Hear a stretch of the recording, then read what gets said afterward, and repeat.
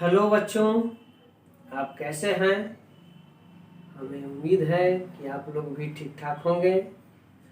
कोविड-19 के नियमों का पालन करते हुए आप सुरक्षित होंगे और आप सुरक्षित रहने का भी प्रयास करेंगे। घर से कभी भी बाहर निकलें तो मास्क लगा के निकलें। मेरी यही उम्मीद है आप लोगों से। और बीच बीच में बच्चों द्वारा भी मुझसे प्रश्न पूछे जा रहे हैं और मैं उनका हल करके व्हाट्सएप से मैं भेज रहा हूँ।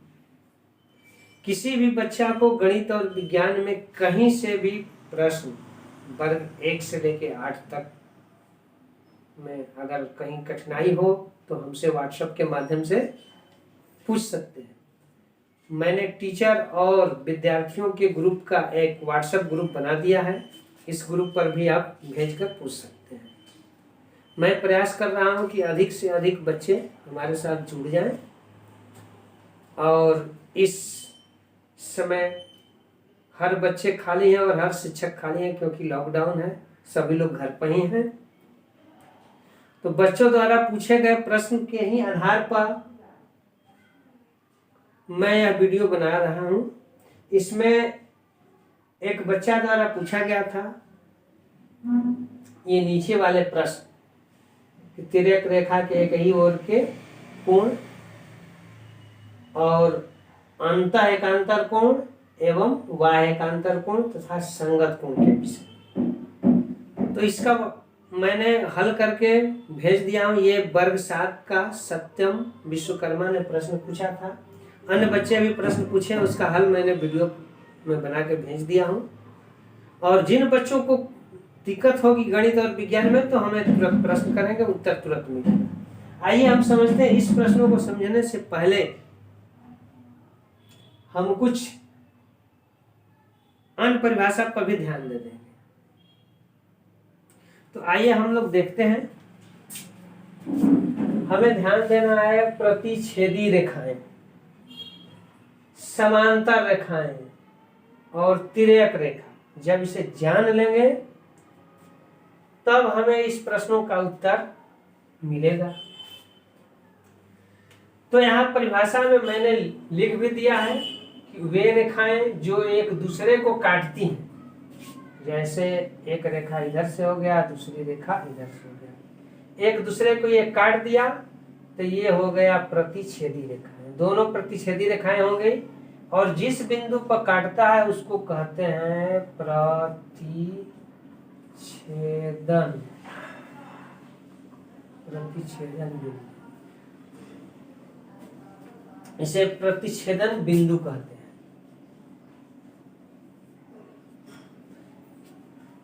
प्रतिच्छेदी रेखाएं जिस बिंदु को काटती है उसे प्रतिच्छेदन बिंदु कहते हैं। ठीक इसका उल्टा समांतर रेखा होता है। अगर समांतर रेखाएं, रेखा का मतलब पहले हमें जानना होगा कि रेखा सीधी रेखा में गमन करती है। अगर दो रेखा होगी और उसका दिशा एक होगा तो वह कभी भी एक दूसरे को काटेगी नहीं। अगर मान लीजिए कि ये दो रेखाएं चल रही हैं, अगर इसका दिशा एक हो तो ये एक दूसरे को प्रतिच्छेद नहीं करेंगी, इसलिए समांतर। तो समांतर रेखाएं का परिभाषा बहुत सारा हो सकता है। वे रेखाएं जिनकी दिशा एक हो। और दूसरी परिभाषा इसका हो जाएगा कि वे रेखाएं जो प्रतिच्छेद न करें।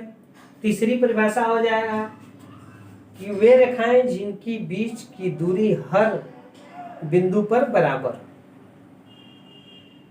तो कोई भी परिभाषा हम याद कर लेंगे और समझ हमें होना चाहिए।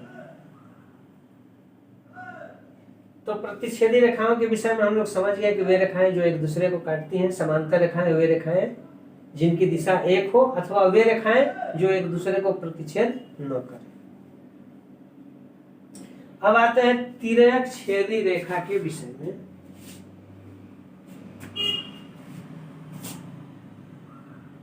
तिर्यक छेदी रेखा वह रेखा होती है जो दी हुई रेखाओं को विभिन्न बिंदु पर काटती है। सीधा खींचे या तिरछा खींचे, वह सभी तिर्यक छेदी रेखा ही होगा।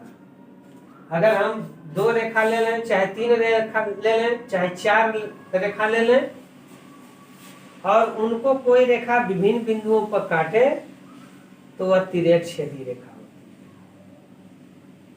है। मान लिया जाए कि हमने 2 रेखा पहले से ले लिया, दोनों प्रतिच्छेद कर दिया, एक तिर्यक रेखा ऐसे काट दिया, तो ये तिर्यक रेखा नहीं हुआ। ये सभी रेखाएं संगामी रेखाएं कहलाएंगी, क्योंकि एक बिंदु से होकर गुजरती हैं। ऐसी स्थिति में ये रेखाएं संगामी रेखाएं कहलाएंगी। ठीक है, तो हम अब चर्चा कर रहे हैं। आप सभी को हमें प्रश्न आया था, बच्चों ने पूछा था कि तिर्यक रेखा के एक ही ओर के अंतःकोण, तो मैंने तिर्यक रेखा के एक ही ओर के कोण मैंने लिख दिया है, और अंतःकोण भी होगा, एक ही ओर के कोण भी हो सकते हैं, तो दोनों पर हम चर्चाएं करेंगे। और मैं सोच रहा हूं कि वीडियो ज्यादा लंबा ना हो, क्योंकि मैंने कल एक वीडियो बनाया बहुत ज्यादा लंबा हो गया, जिसे मैं भेज रहा था तो आप लोगों के व्हाट्सएप पर गया ही नहीं, उसे मैं क्रॉप करके एडिट करके फिर से भेजूंगा। तो ज्यादा लंबा हो जाने के कारण वीडियो जा नहीं रहा है, तो इसे आप समझेंगे। तो सबसे पहले हमने यह समझा कि तिर्यक रेखा किसे कहते हैं। 2 या 2 से अधिक रेखाओं को कोई अन्य रेखा विभिन्न बिंदुओं पर काटती है, तो वह तिर्यक रेखा होती है।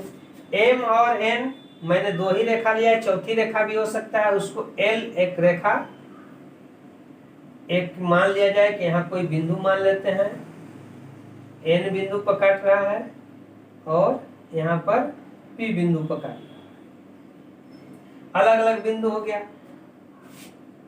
और काटने के चलते यहाँ पर 4 कोण ऊपर बनते हैं N बिंदु पर, और 4 कोण P बिंदु पर बनते हैं। इनमें क्या संबंध है, पहले हम लोग समझने का यह प्रयास करें। पहले नीचे वाले से शुरू करते हैं कि संगत कोण क्या होता है। देखिए, परिभाषा तो थोड़ा कठिन हो जाएगा, लेकिन हम समझेंगे तो जल्दी समझ में आ जाएगा कि संगत कोण क्या होता है। संगत कोण से समझने के पहले हम लोग तिर्यक रेखा के एक ही ओर के कोण देखें। तिर्यक रेखा है, तिर्यक रेखा के एक ही ओर के कोण है 1, 4, 5 और 7। 1, 4, 5 और 7 तिर्यक रेखा के इधर के कोण हो गए।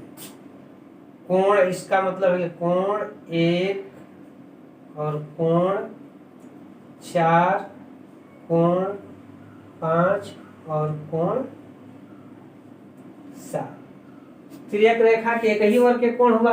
इधर भी तिर्यक रेखा के एक ही है, जो कि दूसरी प्लाट में है। इधर भी तिर्यक रेखा के एक ही ओर के कोण हुए, कोण 2, कोण 3 और कोण 6 और कोण 8। ये तिर्यक रेखा के एक ही ओर के कोण हुए। अब इनमें से हमें ध्यान देना है कि तिर्यक रेखा के एक ही ओर के अंतःकोण, एक ही ओर के अंतःकोण 4 और 5 हुए। तिर्यक रेखा के एक ही ओर के अंतःकोण, यहाँ पर इसमें अंतःकोण जो होगा, अंतःकोण वह होगा 4 और 5। फिर इस साइड में हम चलेंगे तो एक ही ओर के अंतःकोण 3 और 6 हो जाएंगे। अगर हम तिर्यक रेखा के एक ही ओर के बाह्य कोण देखेंगे तो 2 और 8 होगा। तिर्यक रेखा के एक ही ओर के इस प्लाट देखेंगे बाह्य कोण तो 1 और 7 होगा। तो इस तरह से हम अब समझ चुके होंगे कि तिर्यक रेखा के एक ही ओर के कोण कौन कौन से हैं। अब प्रश्न आता है कि हमें समझना है संगत कोण। तो संगत कोण तिर्यक रेखा की एक ही ओर होता है, लेकिन देखने में बराबर जैसा लगता है। जैसे ये ऊपर है तो ये भी ऊपर है, प्रथम रेखा के ऊपर तो ये भी प्रथम रेखा के ऊपर, और एक ही ओर, ये संगत कोण हो गया। तो संगत कोण में कौन सा हो गया, 1 हो गया, कोण 1 और कोण 5 हो गया। ये दोनों कोण जो है संगत कोण हो गए। फिर 4 और 7 भी संगत कोण हो गया, क्योंकि 4 फर्स्ट रेखा के नीचे है और दूसरी रेखा के नीचे ये है, और तिर्यक रेखा के एक ही ओर के कोण है। तो 4 और 7 ये लगा देंगे, एल टाइप का लगाते हैं, इससे सूचक होता है कि कोण 4 पढ़ेंगे, कोण 7 पढ़ेंगे। फिर हम देखते हैं कि 2 भी है, तिर्यक रेखा के दूसरी ओर है, और ऊपर ए भी है, 6 भी ऊपर है, तो ये भी संगत कोण हो गया। 2 कोण 2 और कोण 6, ये भी संगत कोण हो गया। फिर हम देखते हैं कि 3 तिर्यक फर्स्ट रेखा के नीचे है, और ये सेकंड रेखा के नीचे 8 है, तो यह भी संगत कोण हो गया। 3 और 8 जरा ध्यान देकर इस पर आप बच्चे ध्यान देंगे और इसे बार बार देखने का कोशिश करेंगे। कोण 3 और कोण 8, ये तो हो गया संगत कोण। अब हम बताने जा रहे हैं आप सबको, संगत कोण बता दिए, अब हम समझेंगे एकांतर कोण। एकांतर कोण में 2 तरह के एकांतर कोण होते हैं। पहला होता है अंतः एकांतर कोण और एक होता है बाह्य एकांतर। तो हम ध्यान देंगे अंतः एकांतर कोण। एकांतर माने कोनी कोना, तो अंतः माने भीतर, तो कोनी कोना 4 और 6, ये कोण 4 और 6 ये अंतः एकांतर हो गए। और फिर दूसरा भी है 3 और 5 भी है, कोण 3 और कोण 5 भी, ये 2 अंतः एकांतर कोण है। इनका जोड़ा है 4 और 6 अंतः एकांतर, 3 और 5 अंतः एकांतर। उसी तरह से हम बाह्य एकांतर पर चलेंगे। ये बाह्य एकांतर में बाहर यानी 1 और 8, 1 कोण 1 और कोण 8 बाह्य एकांतर हुआ। और 2 और 7, 2 और 7 कोण 2 और कोण 7, ये बाह्य एकांतर। और इसे हम लोग समझे। अब मैं छोटा छोटा ही वीडियो बना के आप सभी बच्चों को भेजेंगे। और आज इतना ही। अब आगे इस पर अन्य बच्चों का जो भी जिस बच्चों को कठिनाई होगा मैं उस पर वीडियो बनाऊंगा। धन्यवाद।